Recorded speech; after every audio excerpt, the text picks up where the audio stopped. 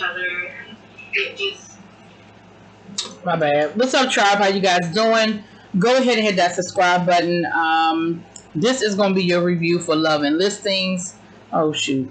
Love and Listings, Season 2, episode... What episode are we on? Ooh, 6. Sorry, y'all. I hit the record button too fast. So, we start this episode off. We have Samantha, and she's talking to her good friend Juju, another celebrity. Y'all know who Juju? She's from Love and Hip Hop Atlanta. She used to date Cameron, and they are talking about. What I didn't know was that Juju was an agent down in Florida, and she because her license is in Florida. When she has clients that want property in California, her and Samantha are like, friends, and so they they exchange clients like that. And so they're looking for a place for a fat man who is in the music industry. I don't know if he's a producer. I think he's a producer or something. Anyway. But she also talks about Zach and how Zach is just doing too much since they've been back from Palm Springs. He's calling her all the time. He's texting her and calling her. He wants to go out all the time. And how she told him she needed some space. They were supposed to take things slow. We'll get to that at the end. Anyway, and Juju tells her, listen, we're going to go look at this property because we're going to do this business, okay? Because the property that they found, which would be perfect, was actually a listing that's Zach's. And Juju was like, we're going to do this business. Okay, that's what we're going to do. We're going to get this business out the way. But in the meantime and in between time, you're going to talk to Zach. You're going to put him aside and you're going to tell him how you feel. Now, on the other hand, we have Ajane. Her boyfriend's still mad at her, honey. She's trying to get him to move into an apartment, and he still is not over the fact that, she was down in Palm Springs with Andrew, and that it seemed like she didn't really communicate that the best way that she should have communicated that to him. But, child, I'm sorry. I'm not going to even prolong their story, child. They end up finding an apartment, and he loved her, and she loved him, and they going, child. They're a cute couple. I hope it works out great. Then we have Jacob and his relationship with his mother of his child. It ain't going too good, okay? He's not an attentive father. He's out all the time. And he said he out there working. I don't know if he always working or not, but he said, listen, I don't know what you want from me. Either you want me home or you want me working. What is it that you want? You want me to take care of the bills or you want me here? Like, I can't do both. And he said, things have been really bad since he got back from Palm Springs. And he takes responsibility. He said, listen, I did too much. I own that. I take responsibility that I did not handle that situation correctly. But at the same time, we are... I wanted to try to work it out. Excuse me. I wanted to try to work it out. But things are not going too well. And he ends up telling Taylor later on in the episode that it's just really bad. Like, the relationship is just really bad. Things are not working out. Which, again, I called that in the first episode because he didn't look excited in the first episode. So then we have...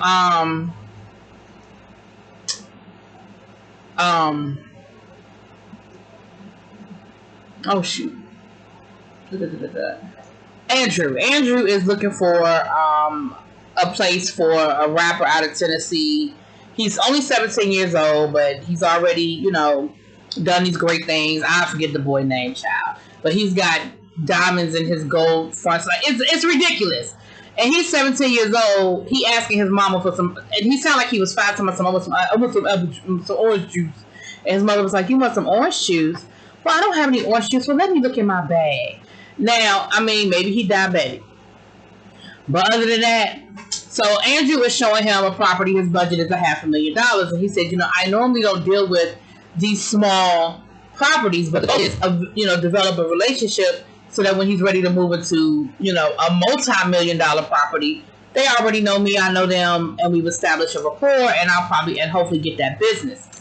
So he was like, they're coming from Tennessee, and they're used to getting a lot more for their buck. Now, understanding that LA real estate is a different ball game.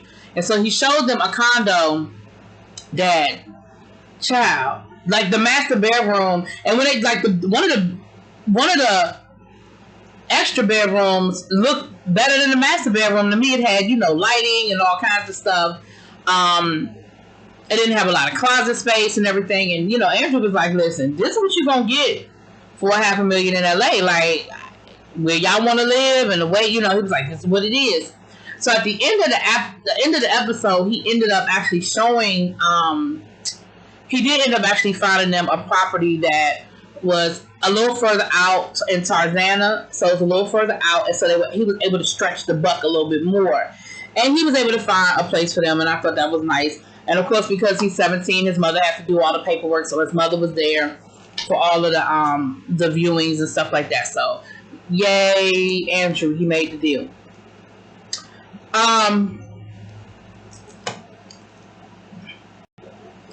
Andrew ends up going out with Taylor, and, you know, they have the conversation about how things are not going well at home.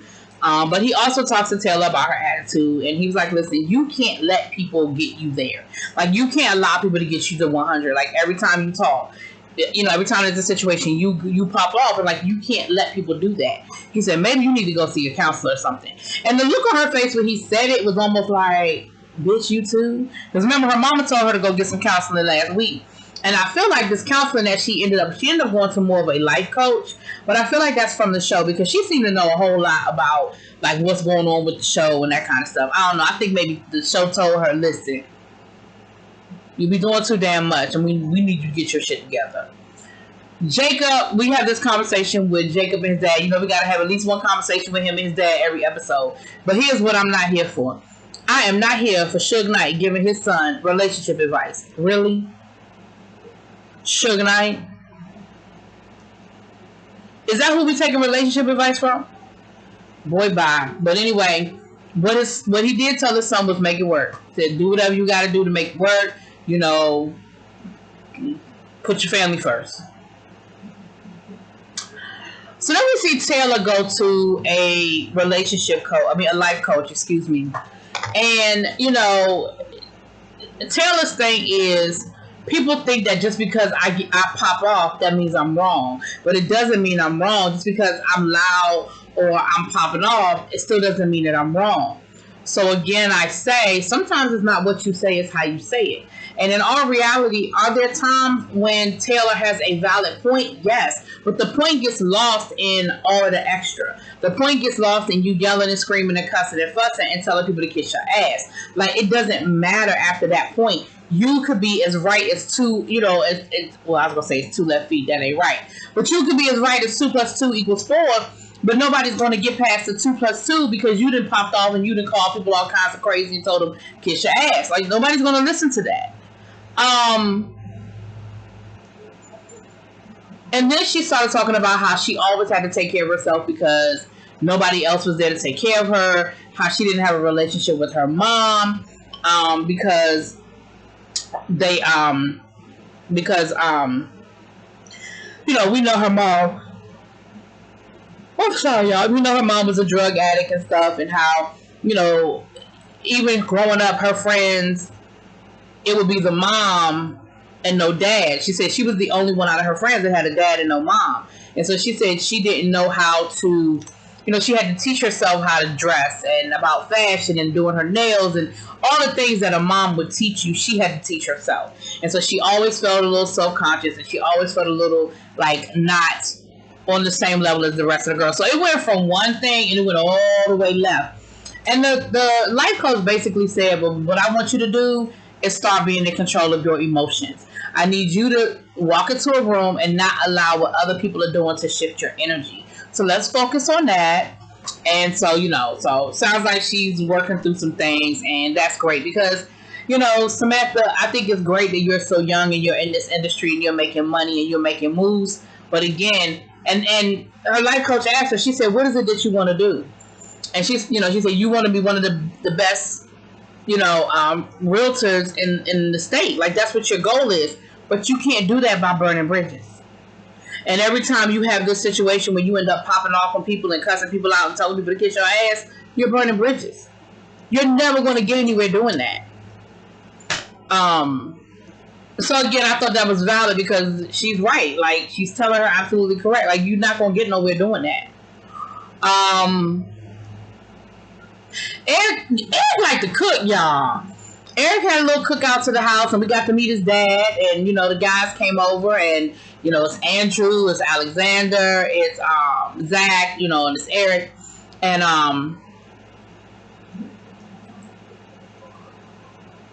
Zach is telling him about his situation with Samantha. He said, when we left Palm Springs, I thought we were in a good place. But now she has me on this, like, she rationing out when I can see her and telling me I can't see her more than once a week and I can't call more than this and that. And he was like, I really thought we were in a better place than this. Like, I'm not really understanding what's going on. And Eric's thing was, listen, I like Zach. I want what's best for Zach. But at the end of the day, Zach and Samantha have been here before. But if he like it, I love it. So Andrew comes through, and Andrew proceeds to let Zach know about the conversation he had in Palm Springs, where Samantha basically told Andrew, listen, I'm not really over my ex, and I'm trying to figure out how to get over my ex.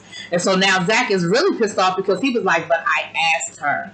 And she got indignant with me because I asked her. She told me she was over him. She told me she was ready to move forward. Yes, I thought we were moving slow as far as our relationship was concerned, but I didn't think it was because she ain't over the ex.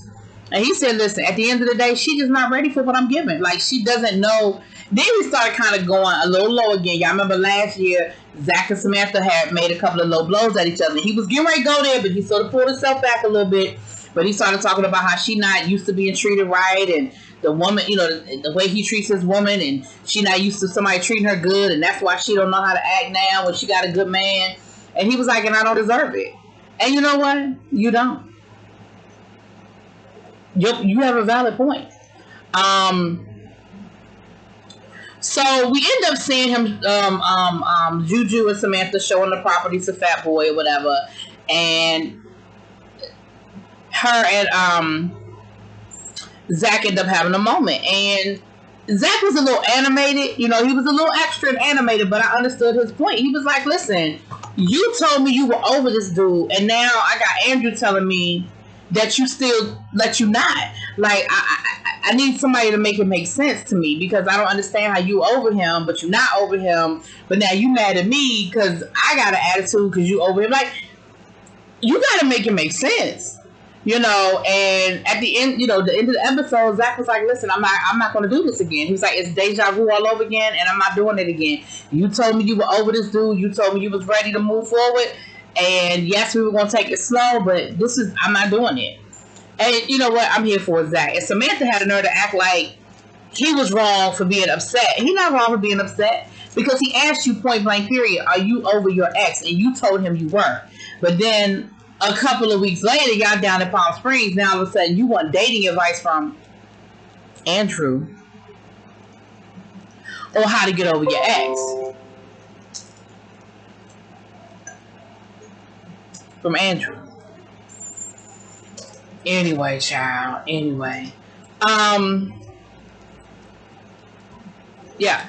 That's pretty much it. That's it, y'all. Y'all let me know what y'all think. Drop it in the comments, please.